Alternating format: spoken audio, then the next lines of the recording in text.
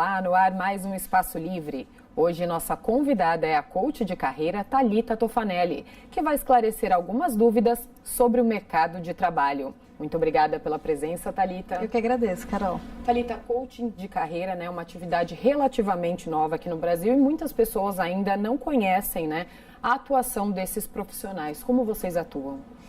Verdade, é uma coisa nova. Eu tive a sorte de conhecer um dos primeiros coaches de carreira há 10 anos e foi quando eu tive vontade de também ser uma. Então, como nós atuamos? Cada coach tem o seu modelo de atuação. Eu vou contar um pouco do que um coach faz e o que um coach fez por mim para explicar um pouco como é que a gente atua.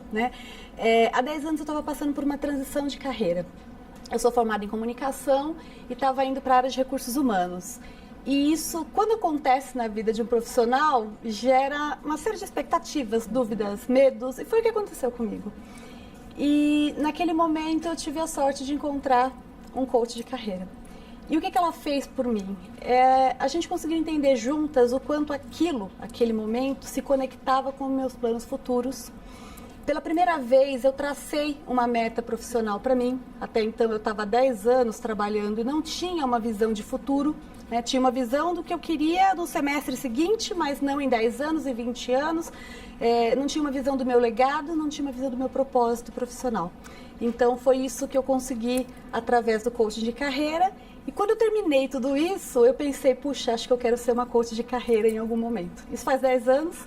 Nos últimos 10 anos eu trabalhei para isso e há 7 meses eu me dedico ao coaching de carreira, que é algo que faz sentido realmente, fez sentido para o meu propósito lá atrás e está realizado agora.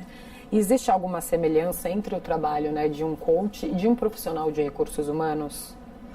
Muitas áreas de RH dentro das empresas já têm pessoas que têm formação em coaching e que ajudam os profissionais nas carreiras. Eu mesma fiz isso durante um tempo, eu trabalhei 20 anos em empresas, 10 anos em RH e como RH eu também atuava como coaching apoiando os profissionais.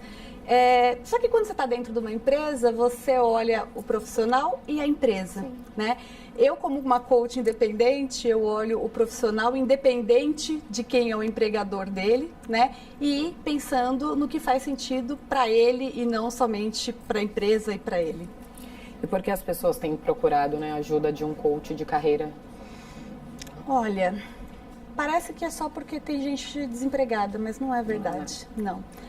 Eu tenho muitos coaches que estão muito bem empregados, mas que chegaram num limite de insatisfação com o trabalho e que não veem mais o porquê de continuar simplesmente ganhando um salário para fazer algo que não faz mais sentido para eles.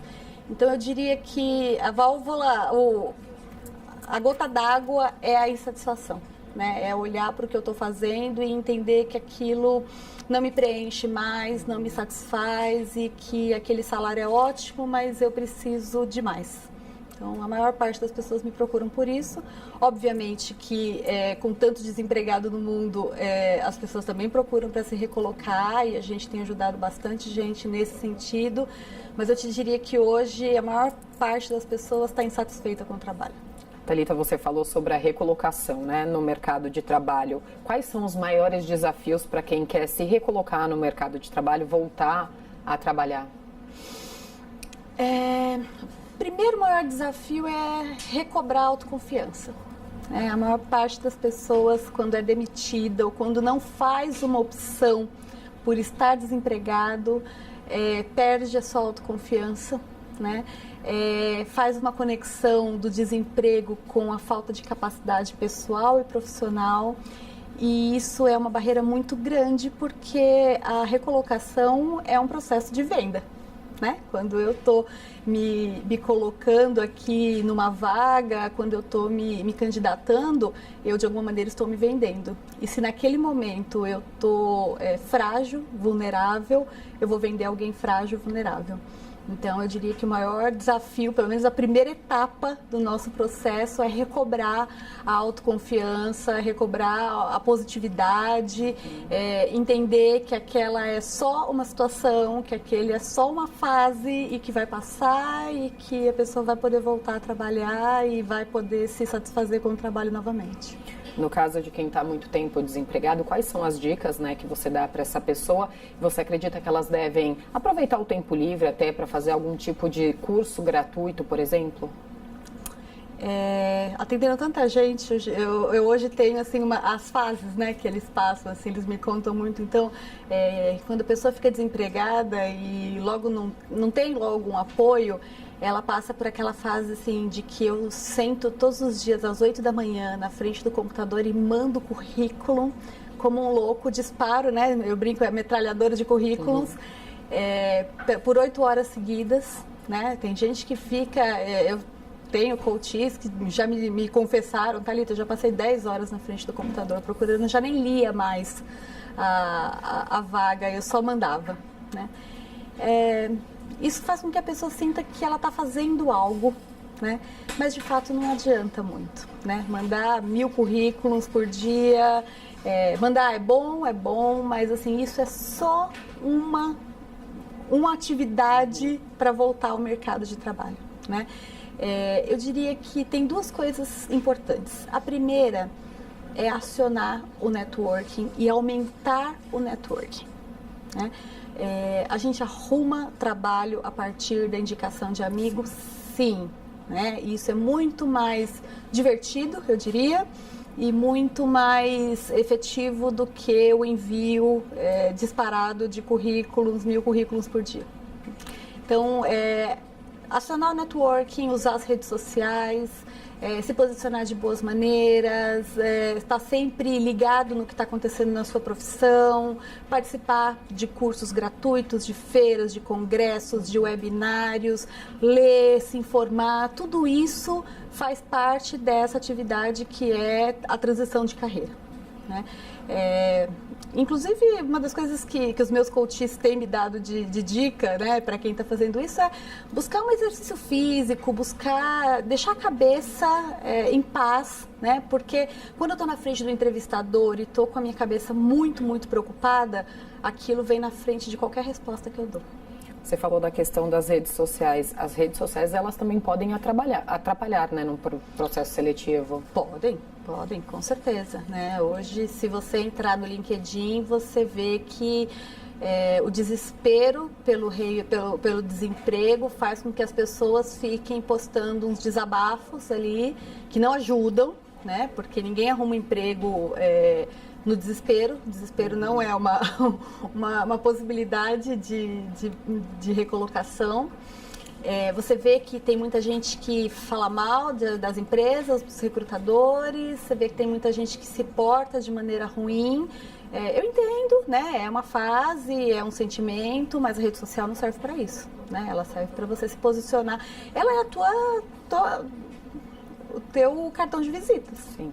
Né? Então, todo mundo tem acesso àquilo e ela pode ser trabalhada a seu favor ou contra você. Então, a minha dica é, quem está procurando emprego hoje, entra na sua própria rede social e pensa se você se contrataria pelo que você está postando ali, né? Boa dica. Caso não, repense o que você vai colocar lá, né? E não custa nada você ajudar também outras pessoas que estão procurando, né? Isso é a lei da reciprocidade, né? Quando eu ajudo alguém, o outro também me ajuda e a gente vai fazendo isso junto. E os nossos grupos de recolocação têm funcionado bem nisso, né? Nós terminamos agora um grupo de recolocação, estamos começando outra semana que vem, e quando você está dentro de um grupo com o mesmo objetivo, com pessoas que se confiam, que se gostam, que se respeitam e que procuram juntas, nossa, a busca é muito mais efetiva e até mais divertida, né?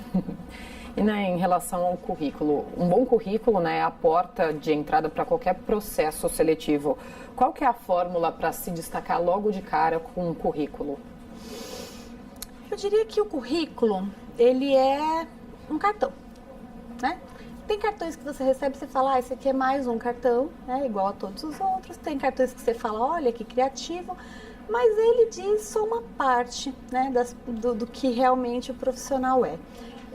Coisas básicas, né, sem erros de português, sem uma letra que dê para entender, aquelas coisas bem simples, né? Um objetivo claro. Às vezes você pega um currículo que está escrito objetivo, eu quero contribuir para esta empresa. Poxa, se não for para isso, você realmente não vai arrumar emprego. Então, que seja um objetivo claro. Eu quero ser o quê? Eu quero ser jornalista, eu quero ser engenheiro, eu quero ser gerente dessa empresa. Então, que esteja ali claramente colocado logo de cara o que você realmente quer, porque senão isso dá um trabalho danado para o entrevistador e provavelmente esse currículo não vai para a gaveta ou para o lixo. Eu diria o seguinte, eu estava lendo uma entrevista do CEO do LinkedIn e ele falou uma coisa que eu achei bem interessante. O currículo de uma pessoa, ele tem que dizer o que essa pessoa tem como competência, porque os cursos que ela tem pode torná-la igual a todos os outros, né? Eu sou formada em jornalismo, você também. Nós somos pessoas muito diferentes, as nossas carreiras são muito diferentes, né? Então, eu tenho que conseguir traduzir para o meu currículo qual a competência que eu tenho para fazer aquele trabalho. Né? E como é que eu faço isso? Através dos resultados que eu alcancei nas empresas onde eu tive, através das responsabilidades que eu tinha ali, através das conquistas que eu tive. Então, como é que eu traduzo aquilo, né? Tudo isso que eu pude fazer, que eu fui capaz de fazer, a minha história profissional dentro de um currículo, e como é que eu conecto isso numa entrevista de emprego para que o selecionador me olhe e diga, realmente é essa pessoa que sabe resolver esta questão que eu preciso sentar nessa cadeira. E no caso de algumas mentiras no currículo, nem pensar, né? Porque tem gente que acaba floreando o currículo, colocando que sabe falar várias línguas e não sabe, chega na hora de ser entrevistado e acaba com a vaga dele, com a possibilidade de conquistar a vaga ali, né? Carol, eu diria que assim, mentira, nem no currículo, nem na entrevista, nem na rede social e nem na vida, né? Porque mentira, como diriam nossas mães, tem perna curta, né? Eu vou contar para você uma história curiosa de uma situação que aconteceu comigo e para a gente ver que é importante você falar uma segunda língua, mas às vezes você consegue uma oportunidade pelo que você fala de verdade. Né? Eu tinha 24 anos e o meu sonho era trabalhar na BASF e ser editora do BASF Notícias. Eu tinha feito estágio na BASF, era uma empresa excelente, eu diria que foi uma das melhores empresas que eu trabalhei, e eu fui chamada para o processo seletivo. E durante o processo seletivo eu fiquei sabendo que tinha uma prova de inglês, e eu não sabia falar inglês. E na hora que terminou a primeira etapa, eu passei da primeira etapa e eu avisei o RH que eu ia desistir ali, porque eu não sabia falar inglês e não achava justo eu fazer uma prova, por mais que eu acertasse na prova, era mentira, eu não sabia falar. Né? Então, se para aquela vaga fosse imprescindível o inglês, não era minha aquela vaga. E aí a pessoa do RH gostou da forma como eu levei, né, aquela verdade minha, né, que era vergonhosa, mas era minha, e disse, Thalita, não, eu vou falar com a gerente e eu vou ver o que ela acha disso. E a gerente me chamou, me deu uma bronca, né? Como é que você não sabe falar inglês? O que você veio fazer aqui? Né? Eu pedi desculpas. E ela me disse assim, quanto tempo você se compromete comigo a falar inglês? E aí eu falei, em 1 ano eu falo. Eu vou me virar, em 1 ano eu falo. Ela falou, então eu vou te dar a chance de entrar aqui e de aprender inglês em 1 ano. Só que você tem que saber que o seu emprego, ele só está aqui por conta do teu compromisso. Se em 1 ano você não falar, eu não consigo segurar o teu emprego. E eu assumi, eu topei. Em 1 ano ela me mandou para os Estados Unidos para fazer um trabalho, um projeto. Eu passei 1 mês nos Estados Unidos, trazendo um projeto da área de comunicação da BASF para o Brasil. Então, assim, se eu não tivesse falado a verdade aquele dia, talvez o emprego não fosse meu. Né? Então, eu sempre... Essa é uma história que me acompanhou a vida inteira. Eu não me arrependo da forma como eu lidei com aquela verdade dolorosa naquele dia. E eu sempre digo para os meus coaches que a melhor coisa é você ser o mais honesto possível naquela hora, porque a honestidade ainda é algo raro e você pode se destacar por ela. A gente tem que fazer um intervalo rapidinho e já voltamos com mais Espaço Livre. Até já! De volta com Espaço Livre, hoje sobre carreiras. Nossa convidada é a coach Thalita Tofanelli. Thalita, a gente estava falando do currículo, né? Só que depois do currículo, quando a pessoa é aprovada, vem a entrevista. Como que a pessoa deve se portar, né? Um candidato a uma vaga, que roupa ele não pode usar de jeito nenhum, porque tem gente que peca nessa questão. Verdade. Bom, mulheres, de jeito nenhum decotes, saias muito curtas, maquiagem muito carregada, perfumes muito fortes, simples, discreto, elegante, né? Não precisa de nada além disso, cores básicas, claras. E de preferência uma roupa que ela fique à vontade, porque se alguma coisa... normalmente as mulheres falam, eu quero comprar uma roupa nova. E aí ela coloca pela primeira vez e aquilo começa a incomodar e ela fica mais incomodada com a roupa e não perde, e não toma cuidado com a própria entrevista, né? Então, assim, o que mais for confortável para a pessoa naquele dia, naquele momento. O que não pode fazer de jeito nenhum? Ficar tão ansioso a ponto de deixar que você se sabote naquele momento, né? É difícil, eu sei que é chover no molhado, dizer para uma pessoa que está desempregada e que está precisando se recolocar, que está precisando de dinheiro, que está precisando pagar contas para não ficar desesperado naquele momento, é difícil. Mas eu diria que se eu souber e se eu tiver clareza de que só eu sei falar tão bem sobre mim mesma, sobre minha carreira quanto eu, isso abaixa um pouco a minha ansiedade, né? Eu costumo dizer para os coaches o seguinte, entrevista de emprego não é bingo, não é pegadinha, todo mundo sabe o que vai acontecer ali, né? Você já sabe o que vão te perguntar, né? Então o entrevistador não está ali para te fazer uma pegadinha, para fazer uma pergunta que você jamais saberia responder. Ele vai perguntar sobre você e sobre a sua carreira, então esteja preparado para isso. Como é que a gente se prepara para isso? Primeira etapa, quem eu sou, né? 10, 15 linhas, se for interessante, escreva 10 tópicos que você diz, olha, esses 10 tópicos são sobre mim e eu quero que ele saiba. Quando eu escrevo, meu cérebro lembra naquele momento e ele não me deixa falar besteira. Se eu ficar ali pensando qual vai ser a próxima pergunta, o que ele vai perguntar agora, a próxima eu não vou saber responder, o que vai acontecer, eu vou me sabotar. Porque enquanto eu estiver respondendo, o meu cérebro está desesperado pensando qual é a próxima pergunta. Então, se prepara, se for preciso, treina na frente do espelho. Eu tenho coaches que gravam, né, para ver qual é a cara que eles fazem diante de determinada pergunta. Lança mão, né? Lança mão desses artifícios, dessas ferramentas. Se for preciso, peça ajuda aí para a família, peça ajuda para um coach, peça ajuda para um colega de recursos humanos e se prepara o máximo que você puder para estar tranquilo, né? Para poder fazer a melhor entrevista da sua vida. Saia de casa pensando que aquela vai ser a melhor entrevista da sua vida. Boa dica. E a gente começou a falar sobre isso, né, que cada vez mais as pessoas estão insatisfeitas na atual carreira, né, e decidem mudar de profissão. Quais são os primeiros passos para uma transição de carreira? Olha, eu diria que uma transição de carreira saudável, o primeiro passo é você identificar o que você realmente quer para você, né? Qual é a tua contribuição profissional para o mundo? Uma transição de carreira não muito saudável é na hora que você começa a ficar doente e percebe que aquela doença tem relação direta com o teu trabalho. Infelizmente, as pessoas chegam e sentam na minha frente quando elas já estão um pouco doentes ou muito doentes. Então, eu diria que na hora que você começar a se incomodar com aquilo que você está fazendo e entender que você pode até gostar, mas que você não se satisfaz com aquilo, esse é o momento de você pensar na transição, né?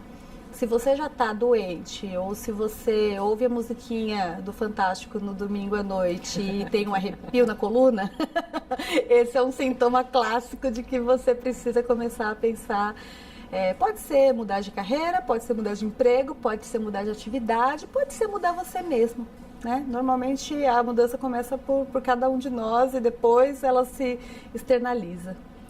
Uma pesquisa da ISMA Brasil mostrou que 72% das pessoas estão insatisfeitas com o trabalho. É muito alto, né? O que explica essa insatisfação tão alta? Carol, isso é uma coisa que eu tenho começado a perceber muito cedo, nos jovens ainda, né? Por que eu estou insatisfeito? Eu mal comecei a trabalhar, eu mal me formei, eu já não estou mais gostando daquilo. Normalmente porque eu não escolhi de uma forma adequada, né? Então, eu diria que a escolha é algo fundamental, né? Antigamente, a gente escolhia porque os nossos pais... meu pai é engenheiro, então eu serei engenheiro. Minha família é uma família de médicos, então eu serei médico.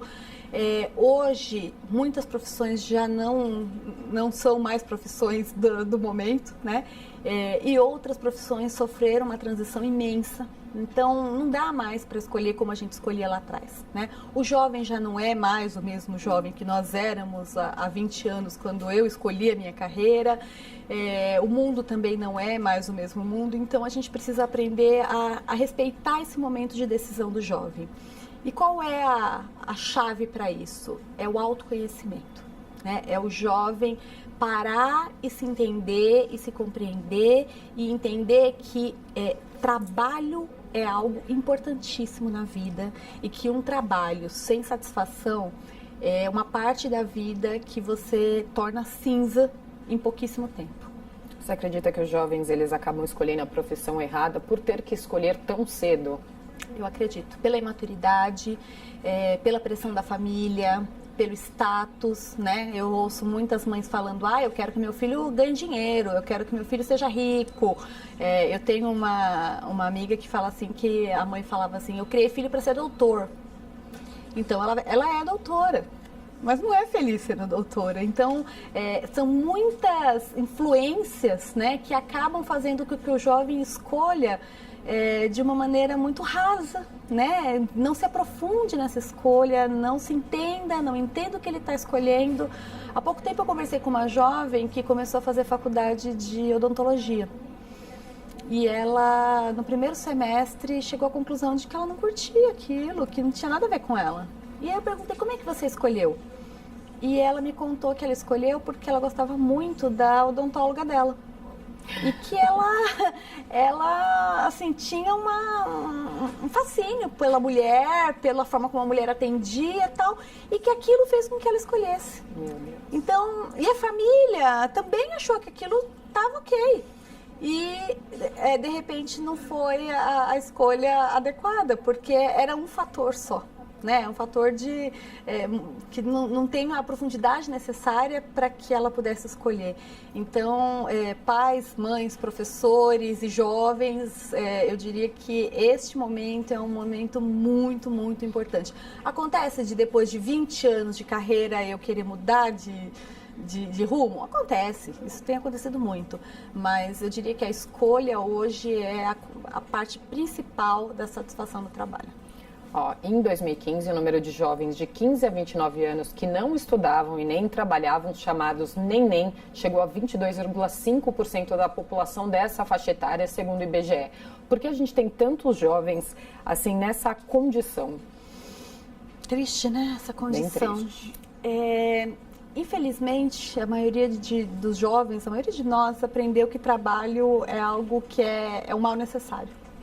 Né? Então, você vê o seu pai chegando chateado do trabalho, você vê a sua mãe falando mal da empresa onde trabalha, você vê o seu vizinho falando mal do chefe, você vai no almoço de domingo e ouve todo mundo falando mal do trabalho, você lê no Facebook que o trabalho é um horror, que a sexta-feira é o melhor dia do mundo e que a segunda-feira é um horror, né? E aí, se você tem a opção de não trabalhar, você não trabalha. Né? Porque se eu posso fugir de um horror desse, por que eu vou? Então, assim, se meus pais me sustentam, se eu tenho uma boa desculpa para mim mesmo, se eu tenho uma bolsa, se eu tenho um jeito de ficar doente e não trabalhar, se eu posso pegar um atestado, ou se eu posso justificar para o mundo que não tem emprego para mim, eu nem trabalho nem estudo. Então, eu diria que isso é fruto de uma cultura que nós temos sobre trabalho, que é uma cultura muito ruim E um dos meus valores pessoais, dos meus objetivos de vida é transformar isso, tanto para jovens quanto para adultos, né? Ensiná-los a ser felizes no trabalho, porque o trabalho pode trazer e deve trazer satisfação, né? Não é comum, mas não é normal uma pessoa infeliz no trabalho. Então, eu queria tornar comum e normal pessoas felizes no trabalho a partir do meu trabalho. Thalita, muito obrigada pela participação aqui no programa. Quer deixar algum contato? Minha página do Facebook é GPS de Carreira. Nós temos ali várias informações e posts e dicas sobre carreira. Estamos começando um novo grupo de recolocação agora, mas já temos várias pessoas interessadas, então tenho certeza que teremos vários outros grupos ainda esse ano. E o meu telefone é 999743600. Entre em contato comigo e conte com a minha ajuda. Muito obrigada. Obrigada, Carol. E o Espaço Livre de hoje fica por aqui. Obrigada pela companhia e até a semana que vem. TV Câmara São Paulo, informação para a cidadania.